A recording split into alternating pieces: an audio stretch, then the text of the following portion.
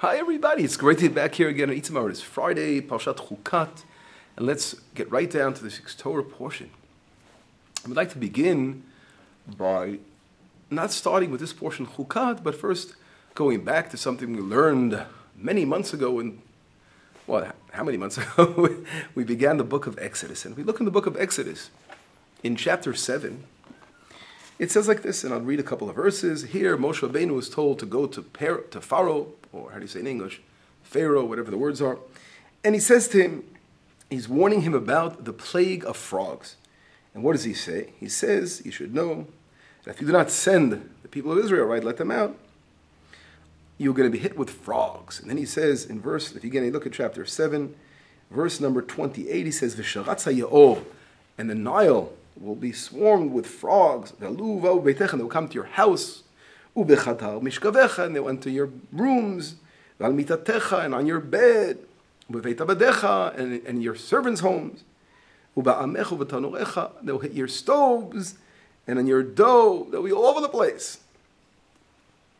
And then it goes on to say, in chapter 8, verse number 1, Vayomer Hashem el Moshe, and God says to Moshe Rabbeinu, say to Aaron, he should lift up the staff, al hanarot, upon the rivers, al yaorim ve'al ha'agamim, on the lakes and the rivers and the water, wherever, ve'ha'al et hatzvardaim, and bring up the tzvardaim. He uses the word ve'ha'al. Very interesting. On this, right away on this week, on this portion in Exodus, again, chapter 8, if we look in the Balaturim, he's one of the commentaries in the Tkufat HaRishonim, going back, way back, many hundreds of years ago, and he makes a lot of times comparisons of different words. And what does he say over here? He says just a couple of words. We have to pay attention to what he's saying. He says like this. He says, if you look now in this week's portion, if we go all the way, we skip over to Bamidbar. If we look over in Numbers, chapter 20, verse number 25. So let's quickly go to verse number 25 in this week's portion, in chapter 20. And what does it say?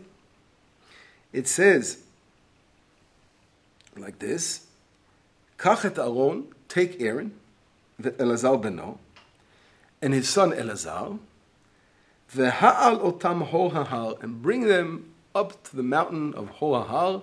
And we know the way that Aaron is going to be removed of his clothes. And it says, that's the next verse, V'avshet et Aaron, and remove the garments off of Aaron, v'begadav ilbashtam et Elazar beno, and Elazar will take over.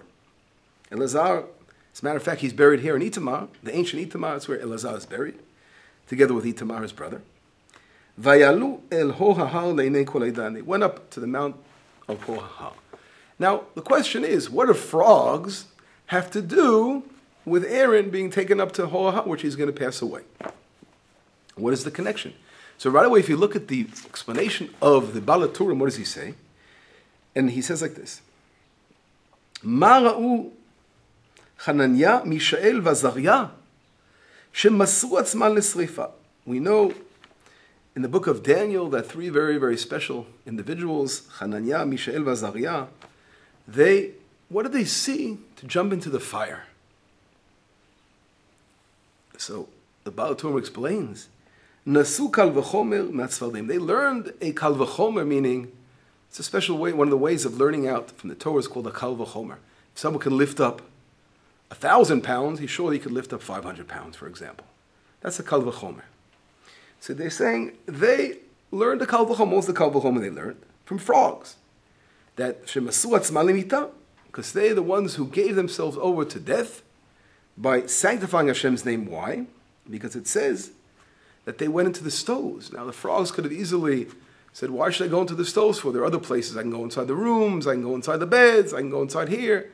Why do I got to be the frog that goes inside the stove? But the fact that they listened to the word of Hashem and they went inside the stoves and they endangered themselves.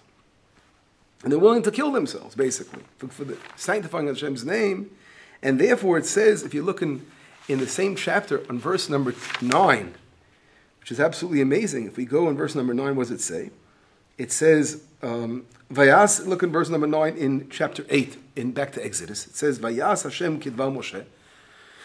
And Hashem does what Moshe says, Vayamutu atzvadim, and all the frogs died.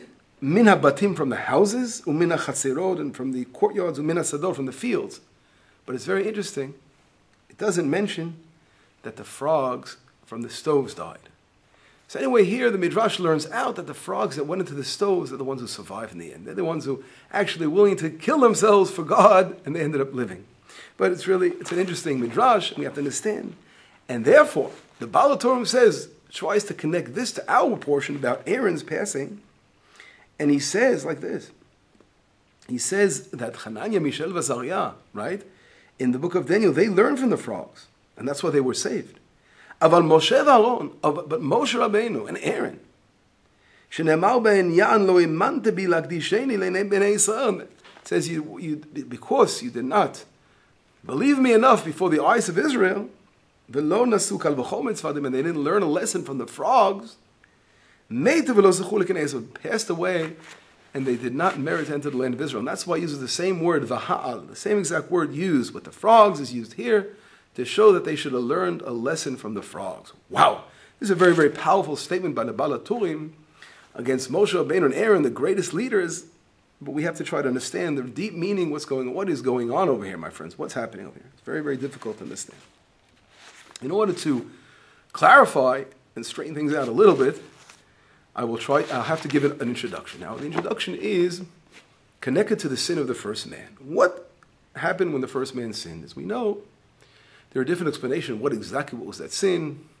He ate from the Eitz Hada'at, right? From knowing from good and evil, the tree of knowledge. And there are different explanations I mentioned before. I think we've given a lesson in the past in the book of Bereshit. God willing, we'll go over it. We'll get back to that when we begin again the book of Bereshit. But one very powerful explanation given by one of the Hasidic masters, and it's brought down in other sources as well, explains that the snake was able to convince Chava to eat from the tree by saying to listen, what's the, you're a person in this world has to worship God, of course, and God says, not to eat from this. It's very simple now because you have no evil within you. But he says if you eat from this tree of knowledge, then you're going to have the evil within you and you're going to be able to overcome that evil. You can even be a better person of divine worship. Right now it's very easy not to sin because the evil is outside of you. But we know when part of the sin of the sin of the first man was they actually brought the evil amongst them, within their hearts. And now it's much harder to overcome evil. Before it was an easier way of a test, because the evil was sort of further away from us. But we know, of course, it's a very deep concept and trying to simplify it. But what's brought down here is that the woman sinned because she was convinced that she would be a better person, a better divine worshiper, worshiping Hashem in a better way. She was able to have the evil within her and overcome that evil. In other words, she was beginning to make something we say in Hebrew, cheshbonot. Cheshbonot meaning trying to reason what could be behind this commandment of not eating from the tree of knowledge. She could have said, well, God told me not to eat from the tree of knowledge because I wouldn't be able to overcome the evil. And therefore, if I can overcome the evil, then maybe I can eat from the tree of knowledge. We call that making cheshbon, trying to explain away reasoning behind commandments. Same way King Solomon, when he comes along and says, we know he married many women he married. And besides that, he had many horses. So King Solomon began to explain. If you read the Kohelet, chapter 7, there, the whole entire chapter is really referring to explaining what the reasons behind the Parah Adumah were, the red heifer. And there we see that Shlomo Melech is actually saying that he sinned with women, he sinned with horses, because he was actually giving a reason, trying to give a reason behind the commandment. He said, well, I'll have many wives and they won't turn my heart away. Or I'll have many horses and they won't want to bring me back, to Egypt. Whatever it was, he was giving reasons, since the Torah gives a reason behind a commandment, he was saying to himself, okay, if I'm able to not to fall into that trap, and he believed in himself so powerfully, then I won't be able to sin. But then came along the commandment of the red heifer, and that's exactly the commandment that is completely illogical, completely, and there's no reason. Shlomo Melech did not understand what the reason could possibly be behind this red heifer, that those who will be sprinkled upon them, they're going to become clean, and those who will actually do the service become unclean. It didn't make sense to him. And from here he learned the important lesson that every commandment that we do must really come from that exact root. By knowing that God has told us to do the mitzvah, we don't understand what's behind it. And if we start making these cheshbonot, start making this all kinds of reasoning and using our human reasoning behind why do we do commandments, we're going to end up falling back into the sin of the first man. And that's exactly how it's explained that sin of the first, again, the first man and woman, is that they actually wanted to take the evil within them and try to overcome, right? They meant it in a good thing, but they ended up falling, and that was the sin of the first man. In the same way, King Solomon with his wives, and realizing that the whole thing of paraduma is that it's beyond our human understanding, and that's how we really should approach accepting in a simple way God gave it, and we will accept it. This we can bring later on in this week's portion. The Midrash in Yalkut Shimoni, he actually talks about Moshe Rabbeinu when he hits the rock. And what does Moshe Rabbeinu do when he hits the rock? Chazam, we should actually open up, as a matter of fact, the source and read a few verses, and we'll see how this is so connected to what we're talking about over here. Quickly get to that point. Okay. It says like this, we look in again in chapter 20, verse number 7, and here the Torah explains about hitting the rock. It says, Vayidaber Hashem el Moshe le'imo, God says to Moshe, saying, Kach et ha'mateh, take your staff, v'ak'el et ha'edah, and gather the edah. The edah usually means the higher people, those who are the leaders of Israel. V'ata v'aron, you and Aaron, achicha v'dibaltem el esel, and speak to the rock, le'enehem v'natan meimav, before the eyes of the edah, and it will give its waters. And you will take out water out of the rock. And you will, again, be able to water them all in their flock. So what does it say? In verse number 9, it says, Moshe took the staff as God said. And here we have a very interesting change in the verse. If you look in verse number 10, it says, Moshe Rabbeinu and Aaron gathered the kahal, meaning the congregation. What happened to the Eidah? The Eidah were the leaders. But now it ended up being the congregation.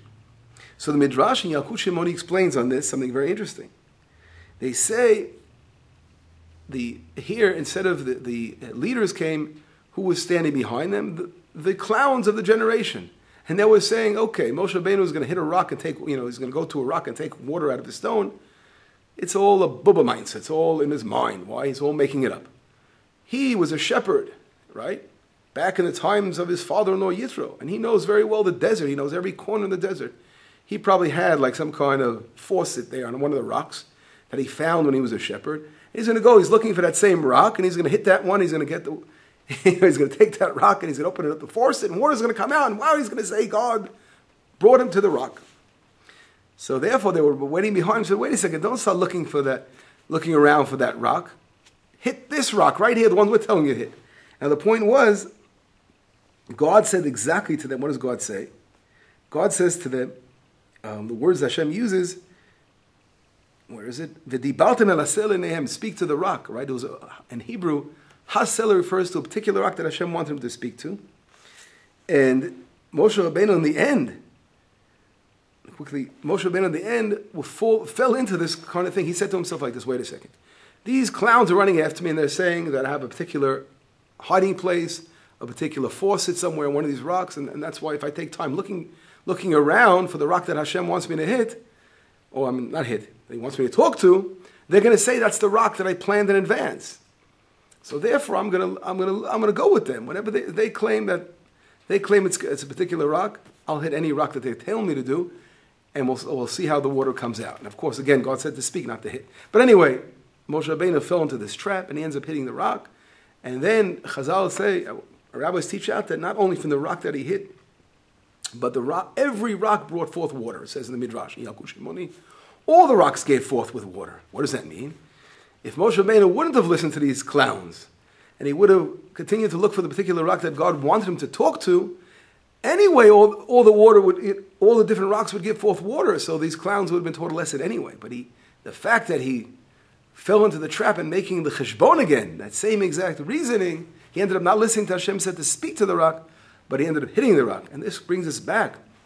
Hamin, Hasela, right? That's what God says in verse number 12.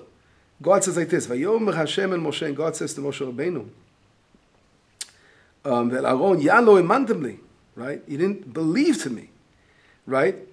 And to sanctify my name in front of the people of Israel, and therefore you're not bring the people to the land of Israel. Because God said beforehand that he should speak to the rock and not, and not hit the rock. And that's what happened. But the word that was used over here is the word hamin. Hamin means from the rock, literally, from the rock. The other place that the word hamin is mentioned, not only here, it's mentioned 2 other times in the Torah, and one of the time that the Baal HaTurim brings down that it connects to our particular portion is hamin ha'etz. When he says to the first man, from the tree, hamin, that same exact word, from the tree I told you not to eat from, did you eat from? So this thing, the Baal HaTurim says, is connected to the sin of the first man. So we see here, the same way that the first man and wife, they made these calculations and they thought by letting the evil within them, they'll be better. The same thing here, Moshe Rabbeinu is making some kind of calculation according to Midrash and saying, I'll hit the first rock they tell me to and not to wait and do what Hashem has said. And he fell because of making those calculations. So we see that important yesod, important foundation of that Hashem wants to teach us in this week's portion, which depends upon inheriting the land of Israel, has to do with the blind faith in Hashem and not becoming a philosopher. It doesn't mean, again, I'm going to stress this again, we cannot fall into the wrong approach and saying we're not going to study any more Torah, we're just going to do everything without learning because the highest level is to accept what Hashem says. No, that's not what it's all about. Of course we have to study, and of course we have to understand reason behind everything. But when it comes to the actual doing the commandment and explaining the commandment, there is the highest level is to do it blindly and not to make those different kind of calculations. Once you accept that, then of course you can go on and try to find reasonings behind it, but not when the actual practical doing of that mitzvah. To realize that Hashem commanded us things and we have to accept it the way it is. And that's exactly the way things are. This approach of understanding is so connected to inheriting the land of Israel. Now, how is this connected to inheriting the land of Israel? Right? We know, we spoke about this beforehand, that there are two kinds of generations here. One generation, which is ending in this week's portion, is the generation of the Midbar, of the desert. There we have Miriam passes away and Aaron passes away, and they're part of the old generation, the generation of the desert. That generation was a very high level on one hand, that the Torah was given to them, but they were the generation that didn't make it to the land of Israel because they were so high that they didn't have the proper balance of bringing the Torah down to the land, down to what we call the Malchut in our Kabbalistic language, in every aspect of our daily lives, to bring the Torah down and to sanctify the physical world. And that was really the mistake that Aaron and Miriam did. You can't really call it a mistake, but that's what their innate, how do we say, pnimiyut, inner strength was. They were focusing on the upper worlds. And it was very hard for them to really bring things down. But on the other hand, Aaron really was like an intermediate for Moshe Rabbeinu. Moshe Rabbeinu was so high, he had Aaron who was able to mediate between him and the people of Israel, right? So Moshe Rabbeinu was even higher than that, but they were really all part of a generation of souls that were so powerful that they were up there. And that's why we spoke about last week, the sin of the spies, 2 weeks ago. And the whole beauty of entering the land of Israel is being able to take this spirituality, which is so powerful, but to bring it down into practical aspects of our lives. Right? And that is something very, very hard. But that is the whole way about the land of Israel. If we see, beforehand in the desert, the man was given to us. We didn't have to work for our food, right? We had our clothes were fitted. We had clouds that were ironing our clothes. God fought the wars for us. Once we enter the land of Israel, we have to fight our own battles. We have to really learn to sanctify the physical world, at the same time to be connected. And that's our challenge, to remain connected to the spiritual world. And that again, we look at the world, the desert, that whole reasoning was, it was hard for them to separate from that spiritual, understand why Hashem wants us to take this, to leave this spiritual universe and connect to this physical world, right? That was something, again, calculations. But the beauty of the land of Israel is that Hashem wants us to be able to take a physical world with all kinds of physical weaknesses of human beings and being able to uplift all that and rectify. And that's really the most important thing that we have to do today as people in this world is be able to rectify the physical and show how we can discover spirituality in every aspect of our lives. And that's the beauty of the land of Israel. That is really the purpose of a physical land in the land of Israel. And this connects us to the Parah Adumah. Goes back to that same thing we spoke before of going and not understanding all the ways of Hashem, right? Why can Hashem just leave us up there as these spiritual beings and not have us to come down to this world? But that is accepting to understand this is what Hashem wants from us in this world. He's given us a soul, but He's also given us a body, a physical body, and He wants us to be able to build God's kingdom in a physical world, in the land of Israel. And from here, to bring about redemption to the world and to return again to our shorish, to the root, and show how we can be connected to the highest level of highest level spiritual world. And that's really our avodah, our important divine service we must do in this world by working very, very hard to achieve that. Well, I hope this concept, this idea, came across a little bit because, it's very simple. It sounds very simple. It's very difficult to apply because, number one, we go ahead, so many people come along and try to say why this way and why did the rabbi say this way. A lot too much, as we say, calculations people are making and not really connected to Hashem with the most powerful love. I mean, when you love Hashem, you don't question what He wants from us, and you go ahead and do it. And therefore, again, it sounds easy to say, but it's very, very difficult to go ahead and to actually practice. And that's really, again, the most important aspect of our lives: to worship Hashem, to worship God through fire. Just to go fill our hearts with the fire and flame to do what Hashem, all this fire to do what Hashem wants without questioning, being such a philosopher. And it's very interesting. This we'll finish here by Korach. I saw a beautiful Torah which gave me inspiration for this Torah, Rav Rosenbaum. And he says something, he says the word Korach is the same letters in Hebrew as Choker, as investigator. And that was the sin of Korach. He was another investigator. What did he do? He wanted to say what's the reason behind the tchelet, the blue thread of our tzitzit, right? The reason is to remind us of Hashem, right? So he goes, if you have the whole garment colored blue, wouldn't that even be better? Again, calculations. Again, that's why he fell into the ground and he was swallowed up. We have to stay away from those calculations and follow the simple way of worshiping Hashem. And we'll be okay. Anyway, Shabbat Shalom. B'sorot Tovah. Let's just end with a prayer that Hashem will send immediately the kidnapped boys home. Continue to pray for them and for their welfare. Shabbat Shalom. We'll see you next week. Bye-bye.